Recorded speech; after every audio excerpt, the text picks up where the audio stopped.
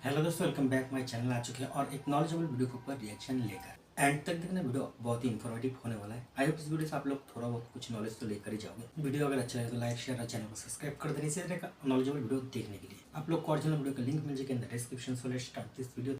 बीते 24 घंटों में इजराइल ने ईरान में इतना कोहराम मचा दिया है कि ईरान के सुप्रीम लीडर खामेनेई की चड्डी धोती सब गीली हो चुकी है। बल्कि ईरान के सुप्रीम लीडर को भारत को लेटर भेजने पड़े कि भारत ये हमले रुकवाए। दरअसल इजराइल ईरान पे तब ज्यादा गुस्सा हुआ जब तेल अवीव में इजराइल की सुरक्षा कैबिनेट की बैठक चल रही थी और तभी ईरान के रिवॉल्यूशनरी गार्ड्स ने अपने हज कासिम बैलिस्टिक मिसाइलों से इजराइल पर हमला कर दिया, जिसमें 14 इजरायली नागरिक मारे गए, ऐसा इजरायली प्रशासन का कहना है। जिसके बाद इजरायली डिफेंस फोर्सेस ने जो तबाही का तांडव शुरू कर दिया वो देखने लायक था। सबसे पहले तो इजराइल ने ईरान के तेहरान में मौजूद ईरानी रक्षा मंत्रालय को ही उड़ा दिया, जिसमें ईरानी डिफेंस मिनिस्टर और अन्य अधिकारी मारे जाने की खबर है। इसके बाद इजराइल की खुफिया एजेंसी मोसाद ने तेहरान में घुसकर ईरान के strategic missile program, defence infrastructure और ऑयल डेपो को उड़ा दिया। यहाँ तक कि मोसाद के एजेंट्स ने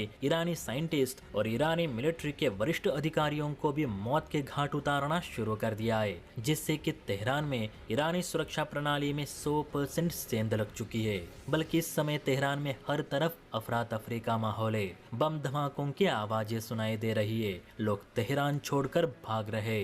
ईरानी नेता और मिलिट्री अधिकारियों के घरों को आग लगाई जा रही है। मतलब बीते 24 घंटों में इजराइल ने अपनी वो स्टेटमेंट पूरी कर दिखाई जो नेतन्याहू ने ईरान के सुप्रीम लीडर के लिए जारी कर दी थी। देखिए, मैं इसी स्टेटमेंट की बात कर रहा हूँ जिसमें नेतन्याहू ने खामेनेई से ये कहा था कि अगर ईरान ने इजराइल पर हमले रोके नहीं तो इजराइल तेहरान को जला देगा। और देखिए, इजराइल ने तेहरान को जला ही दिया। फिलहाल खामेनेई को समझ नहीं आ रहा कि ये तबाही कैसे रोके, क्योंकि उन्हें ये लगता था कि वो इजराइल पर एक साथ 100 बैलिस्टिक मिसाइल्स दाग देंगे तो इजराइल डर कर पीछे हट जाएगा या फिर ईरान से भिड़ने की हिम्मत नहीं दिखाएगा। लेकिन ईरान के सुप्रीम लीडर को भी ये बात समझनी चाहिए थी कि जो देश पैदा होने से पहले ही संघर्ष करता आ रहा है, जिसने एक साथ कई देशों को हराया है, वो ईरान के मामूली मिसाइल हमलों से भला कैसे डरेगा। बल्कि डर तो अब खामेनेई को लग रहा है। इसलिए खामेनेई ने भारत, अमेरिका समेत मुस्लिम वर्ल्ड में बीते 24 घंटों में 10 लेटर भेज दिए हैं ताकि कोई तो ईरान इजराइल पर मध्यस्थता करके इजरायली हमलों को रोके। देखिए, जागरण के इस आर्टिकल के मुताबिक इजराइल के सामने घुटने टेकते हुए ईरान ने अब सीज फायर के लिए दुनिया से गुहार लगानी शुरू कर दी है, क्योंकि इजराइल अब ईरान के न सिर्फ मिलिट्री एसेट्स को तबाह कर रहा है बल्कि ईरान के gas station, oil depot, airports, यहाँ तक कि ईरानी नेताओं के घरों को तक जला रहा है, जिसमें ईरान के 138 लोग तो 9 ईरानी साइंटिस्ट मारे जा चुके हैं। ऐसे में ईरान ये चाहता है कि भारत या अमेरिका इजराइल के साथ वार्तालाप करके दोनों देशों में सीज फायर लागू करे। हो सकता है कि इजराइल भारत की बात माने।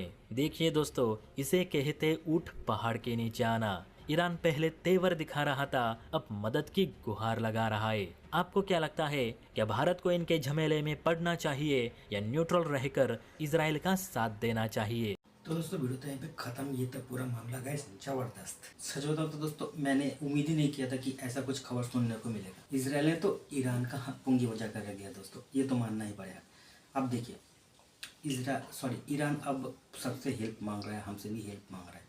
अब ये उन दोनों का मैटर है। इसका अंदर मुझे यहाँ तक लगता है कि हमें पढ़ना ही नहीं चाहिए। जैसे हम कहते हैं ना कि हमारे और पाकिस्तान के बीच में किसी देश को दखल देना नहीं चाहिए, इसी तरीके से ना इजराइल और ईरान के बीच में भी दखल देना नहीं चाहिए। वो उन दोनों देश का मैटर है, वो दोनों मिलकर सॉल्व कर लेंगे। और रहा हमारा हेल्प करने के बाद, तो देखिए कुछ दिन पहले ईरान ने हमें ना नसीहत दिया था, तो उस टाइम याद नहीं था। अभी हमसे क्यों हेल्प मांग रहे हो? और भी तो बहुत सारे मुस्लिम कंट्री है, तुम्हारा ब्रदरहुड, उनसे मांगो ना, हम ही क्यों? तुम जब प्रॉब्लम में पड़ते हो तब हमारा याद आता है कि इंडिया में हेल्प कर दो, और जब हम प्रॉब्लम में पड़ते तब हमें नसीहत देते फिरते हो। ऐसा दोगलापंथी तो नहीं चलेगा दोस्तों। आप लोग ही बोलो, चलेगा? और फिर से मैं एक बात कहता हूँ कि इंडिया को इस झमेले में पड़ना ही नहीं चाहिए भाई। वैसे ही हम झमेले में पड़े हुए हैं। देखिए, युद्ध किसी भी प्रॉब्लम का सोल्यूशन नहीं होता है, इससे दोनों कंट्री का ही नुकसान होता है।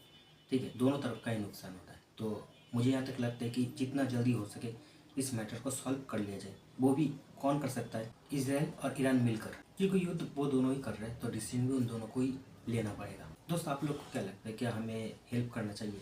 कमेंट में जाकर बताना जरूर। मिलते हैं नेक्स्ट वीडियो में, तब तक के लिए जय हिंद, जय भारत।